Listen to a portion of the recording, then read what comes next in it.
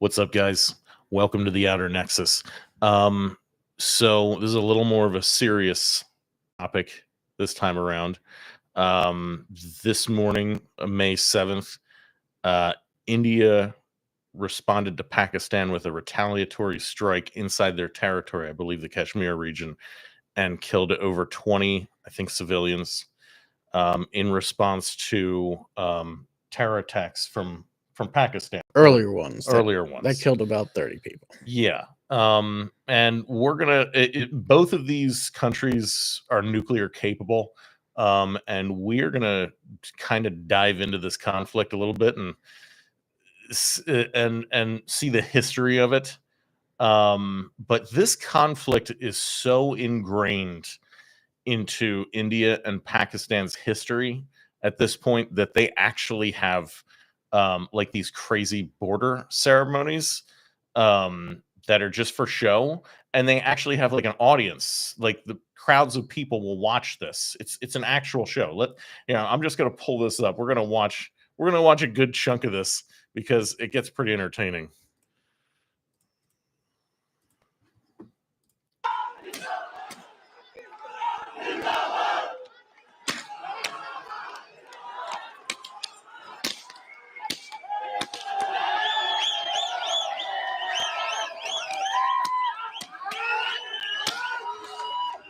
This is Pakistan, I think.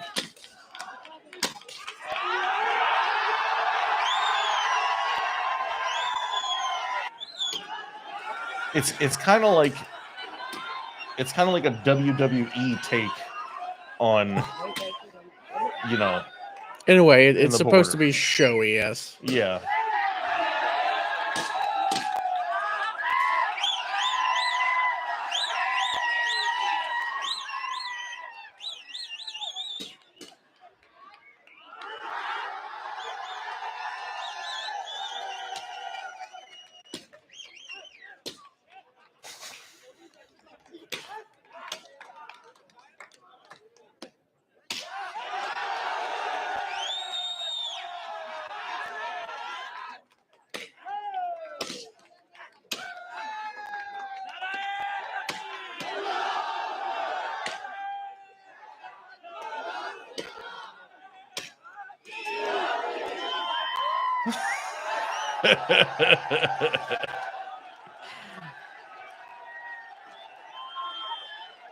Oh man, he is going for it.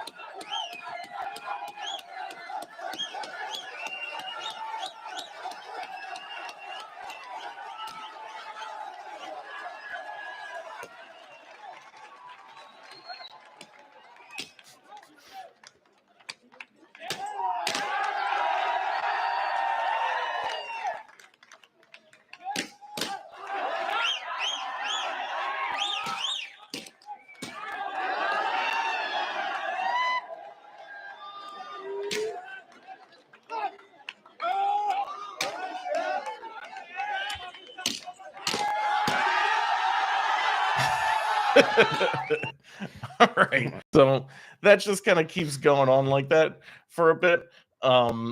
Here, I just wanted to do India's side as well, just to get them in there. Let me pull them up here.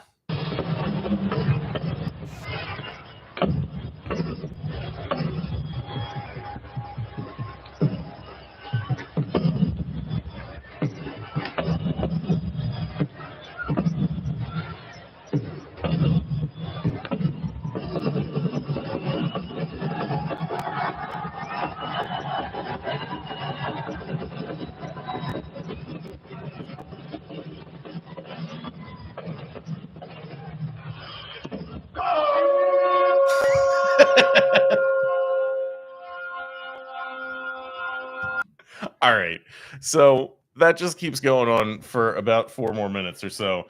But that is like a WWE approach to border security for the public. It seems like, and it's a a demonstration of the some of the history that they've had, together, because it's been a history of conflict. Yeah.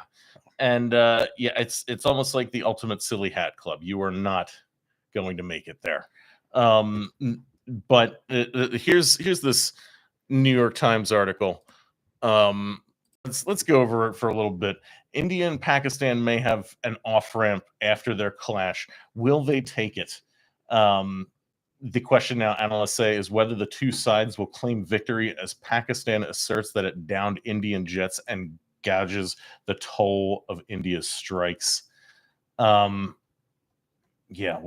that's a missile strike on a building. For 2 weeks, as India promised a forceful response to a terrorist massacre that it linked to Pakistan, the only real question seemed to be just how hard it would strike. The answer came in the wee hours of Wednesday as India sent jets soaring through the air to hit several sites in Pakistan. And as the Pakistani military mobilized its own fleet to try to shoot down the Indian planes out of the sky. By the day's end, long after the missiles had stopped flying and the killing had come to a close, both sides took stock and found that they had enough to claim victory or to further escalate the conflict. India struck deeper into Pakistan than it had at any point through decades of enmity between the two nuclear-armed rivals. The damage, by all accounts, was extensive, with more than 20 people killed in dozens of strikes across 6 to 9 locations, including in towns long known to harbor terrorist leaders wanted for carnage inflicted on India. But there was also growing evidence that Pakistan, too, had delivered serious blows. 2 or 3 Indian planes went down on the Indian side of the border, according to Indian officials and Western diplomats, as well as local media reports and eyewitness descriptions. It was exactly what India had hoped to avoid after having suffered a similar embarrassment the last time it exchanged military strikes with Pakistan in 2019. The question now is whether Pakistan will decide that it must answer India's strikes on the Pakistani heartland with an attack of its own on Indian soil. For now, Pakistan says it is keeping all options open, but diplomats and analysts expressed some hope that the day's events might offer the two sides an off-ramp that allows them to avert a spiral into all-out war. Those looking for signs that the two countries might be serious about de-escalation pointed in part to India's statements about its strikes. In its public announcements and a flurry of diplomatic activity, India emphasized that its action was limited and targeted, and it did not seek an escalation. The nature of the strikes, which targeted places associated with terrorist groups that are recognized names in India, could also help the government of Prime Minister Narendra Modi quell the public anger that followed last month's terrorist massacre in Kashmir. So it looks like these are the maps. That's the map of the different strikes that would happen. Yeah. So this is where they struck. These are, I guess, undefined border regions. Yes, and here it's the line of control is the one that that orange one. Yeah, that is identified as the kind of in between. Yeah. So, and that the Pahalgam. Yeah. That one, that was the obviously it says the attack on April 22nd. That was the one that killed some Indian people. Yeah. And a Nepalese civilian, I believe, as well. And that was the attack that this one was based off of. Yeah. Pakistan did say that they were not responsible for that. Yeah. But they said they wanted a joint investigation on it, but apparently India was not very happy about that. Okay. So that's where this came from. This was the attack. And as you were reading, and as we kind of saw, Pakistan actually did come back, the leader of Pakistan, and did say India will have to pay for its attacks. Yeah. Now, they did not say what that is. And in that same speech, he did mention how many the planes that were shot down, but he didn't mention if that was enough. Yeah. So that is what's leading everybody to say, what is enough? Yeah. Exactly. And that's where we're at now. Yeah. And, because these are two nuclear armed states, this is actually the conflict, India and Pakistan, that a lot of people have speculated, which will really initiate World War III, because there's very little. It's not, well, there's not very little that we can do in terms of diplomacy, but it's really on Pakistan and India's doorstep here. And there's not much outside influence that we can have on that, other than trying to calm them down from the outside. Yeah. So And one of the issues with that is, and in fact, that in itself is an issue now. It's not actually a thing that is being used necessarily for peace, even though it is attempting to be used that way. People, including I believe Trump, has come out and said, like, let's keep this civil. But the problem with that is that India is very much backed by the US and by the EU. Yes. And Pakistan is very much backed by China. And it's not right now. Both sides, as we know, the US and China are not in the best right now.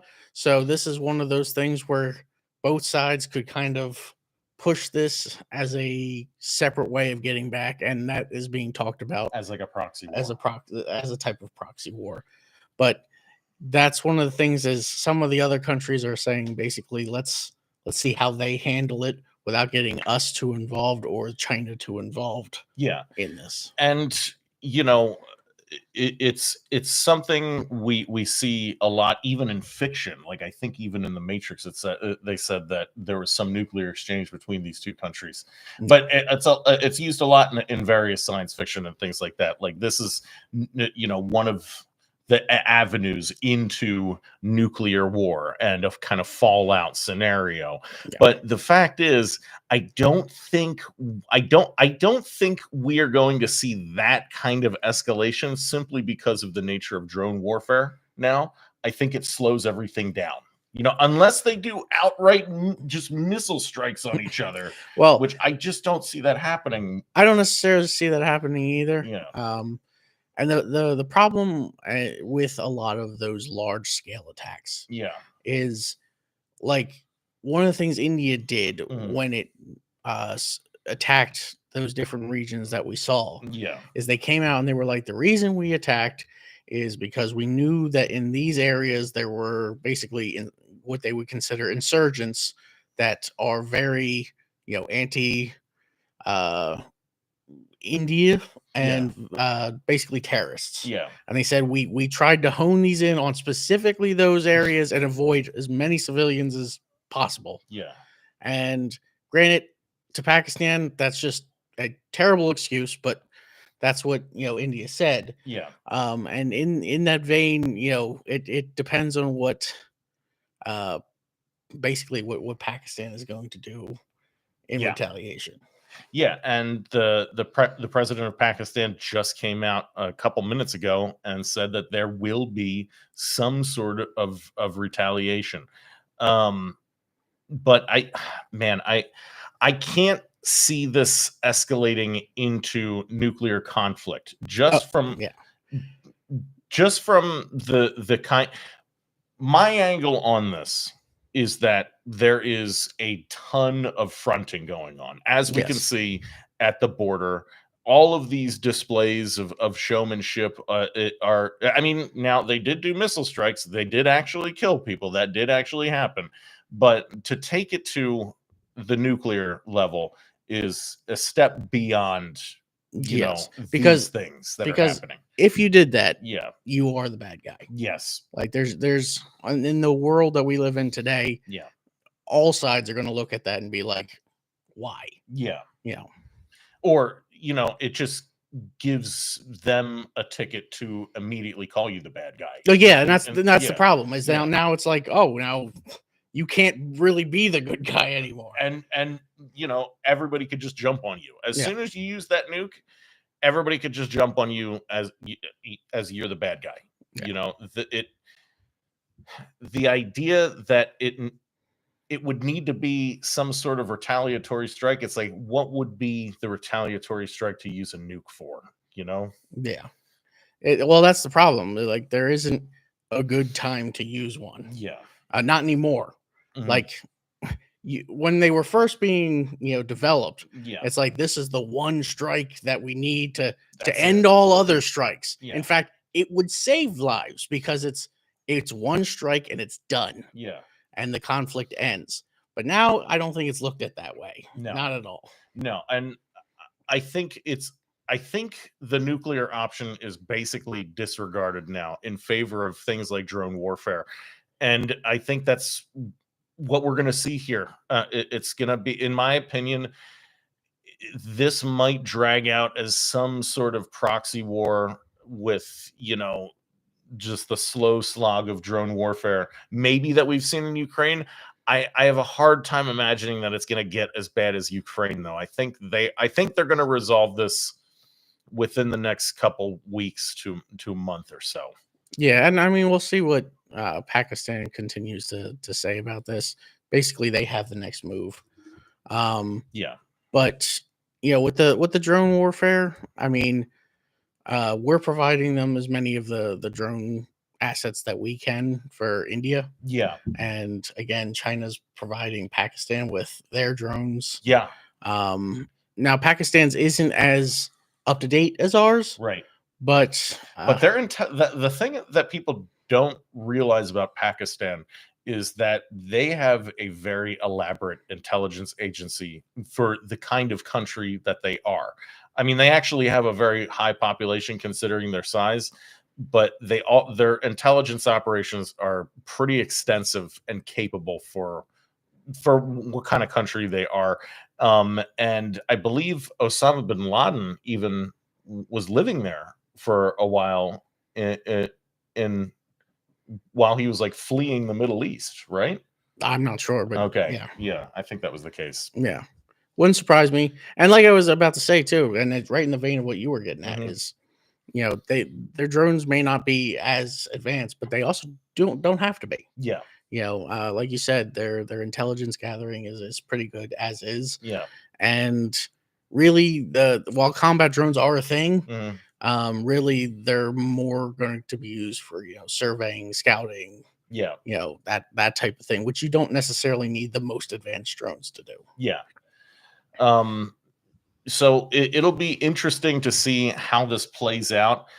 I think we are going to see third parties try to take advantage of this conflict. It may not even be third parties, right? But, exactly. Yeah. It like this really could just end up like another proxy war, like another proxy war. That's kind of what it feels like. This, and the thing is, it wouldn't actually surprise me if some people started saying that this was a result. This got exacerbated because of the tariff stuff that's going on. I mean, you could try to push an angle like that, but I mean, we did at least have a somewhat of an explanation beforehand. Yeah. Oh, yeah. And there was, for sure. And I'm not saying that wasn't the reason. There was definitely, India says that Pakistan is harboring terrorists. Yes.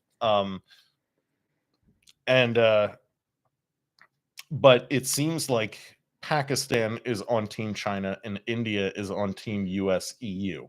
Yes, which makes it, again, and this is my own opinion. Yeah. But it reminds me of Ukraine. Yeah. Where the US is on one side and Russia was on the other. It's just kind of, and you have a number of different outside interests that get involved because there's money. There's money in it. It's advantageous for it. I'm just hoping that they don't prod this conflict along and exacerbate it more than it needs to be. But honestly, we don't really know right now. No, and that's the whole thing. Yeah. I mean, we're saying what there is right now, but we're all kind of waiting on what that response is going to be. Yeah. Because it's such a big amount of things. Like it could just be, we shot down your planes. Yeah. And they could end it. Yeah. Or they could be like, no, now it's time for an all-out type war, and we would see what that is about. Yeah. Yeah. But you see, the thing is, I don't think Pakistan has the numbers for that. India overwhelms them significantly. Let's see. Hold on. Pakistan military. Well, even in the speech that the Pakistani leader gave, he even said, they have far superior numbers. Yeah. Yeah. Yeah. It looks like India has 1.4 active service personnel. I think they're one of the largest in the world because of that. And Pakistan has roughly 665 or 600,000 active personnel. So which is pretty significant again for a country of their size. One of the big factors here, though, and I would say, like, yes, you're right. It's one smaller force going into a almost slightly better armed, larger force to some degree. But one of the big factors for Pakistan that may push them to actually accept this as like, we're going to have to push forward. Yeah. Is their water issues. Yeah, the water issues. That's right. This is one of the major points to this is India screwing around with the water in the region. Yes, basically there's a large river that runs through the country into Pakistan, and if India has its way, they're trying to dam it, which means the water would no longer basically get to Pakistan, or at least not nearly as much. Yeah. And that would be detrimental. Yeah. And hold on, let me see. Is this related to the Himalaya Dam? I believe so. The Chinese one. Chinese Himalayan mega dam deepens India's water worries. Yeah, we covered this because before. China's doing this. Yeah. And then India, in response to make sure that they have enough water, is damming the river to try and make sure that they have enough. Yeah. But the third party that's affected, it would be Pakistan, because then now they're like, well, what about us? You're both damming it. What are we going to do? Yeah, exactly. And that just kind of takes it to the next level for Pakistan, that we might be pushing Pakistan to a boiling point with this water scenario. Yeah. But water is going to be a major resource fought over as we go into the future. I know we've joked in the past, at least I have, especially with, different friends, like, we're going to die in the water wars. In the water wars. The millennials. Yeah. And it was a joke. Yeah. But it's... I mean, this is what, geopolitical analysts have been saying for a decade or two now, is that as we go into the future, water is going to be the clean water is going to be the next major issue. That's why I think 10 or so years ago, the CEO of Nestle said that water isn't a human right. They're preparing people for, treating water as a commodity, which it is, but it's probably going to be held over people's heads. Well, here's the thing. Nestle said that because Nestle has its, giant water bottling plants. Yeah. And they want to be able to sell as much water as humanly possible. Yeah. So they said, it's not a human, but in fact, it's needed for human life. We're mostly water. It should be a human right. Yeah. But and I just got to pull this up. Yeah. Hold on. Let me see if I can find a picture of this dude. Here. This is the guy. Yeah. This is the guy that said that water is not a human right. He's got his reptilian eye showing through. He needs more Botox or something to get that reptilian eye to go back under and get his human eye to flip back out. Right. Turn around. Yeah. Yeah. Yeah, and it's things like that really, exacerbate things and bother me about the conflicts that we're having now.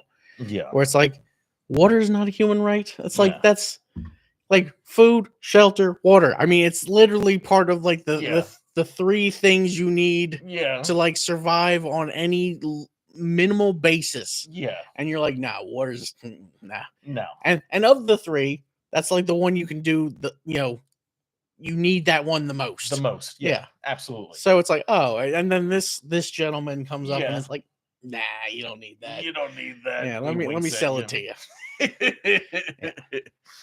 Yeah. But I can say, both my parents work in water purification. Mhm. And one of the things that businesses are learning right now, Yeah. for sure, is that water, which they have for a long time, it's used constantly in business. Water, because it's manufacturing needs it all the time. That's food manufacturing, regular manufacturing, boilers use it Yeah. for everything. Power plants use it all the time. And they've taken for granted kind of for a long time that they would just pump water in and it wouldn't cost that much, and they boil it off or do whatever they need with it. But now the cost for it is actually something they have to factor in for. Like it's costing them much more money. I mean, a lot more, multiple times more money than it did in the past. Yeah. And that's not just with inflation. That's like, it's just costing more. Yeah. And so business is starting to get hit by it, which means eventually the cost is going to be passed on to us.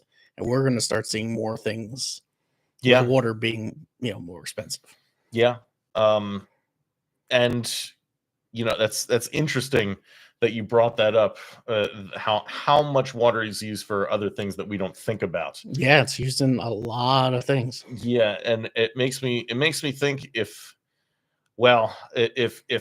India wants all that water, to bolster its manufacturing sector as well. I mean, obviously they would. You know? Yeah. Yeah, you need it for power generation. A lot of things use it, to steam. Yeah. They basically boil it to steam Yeah. using whatever. Coal plants do that. Nuclear power plants do that. Yeah. And it's everything that Coke plants. Yeah. Like just the drink Coca-Cola. Yeah. They use tons of water. It's a water-based product. It feels like this. Let me see if I can pull this up. Himalaya Dam Project, China. I can't get a good. Oh wait, that might be it. Freshwater supply. I can't necessarily find a picture of this thing, but it feels like this Himalaya Dam is going to be a country defining event. Yes. This thing is going to change how it's going to change the trajectory of countries. It's going to define them. And this is all in their territory. They could just do this. Yes. Well, I mean, you can dispute whose territory. I mean, China will say it's theirs, but exactly. If you think about Tibet, it could be technically theirs. Yeah. But yes, it's in their territory. They're going to do it. And again, it's going to automatically. We're seeing it now. It's affecting other countries, large countries. Yeah. So this is going to be an interesting thing to see. Yeah. And for sure, it's going to affect more than just the local area. Yeah, exactly. And it makes you wonder how many more major proxy war-like scenarios we're going to see with this great power struggle between the US and China. Yep. But I think we're going to wrap up there for today. We'll keep an eye on this subject. We will definitely address it again. But please like and subscribe, guys. See you next time.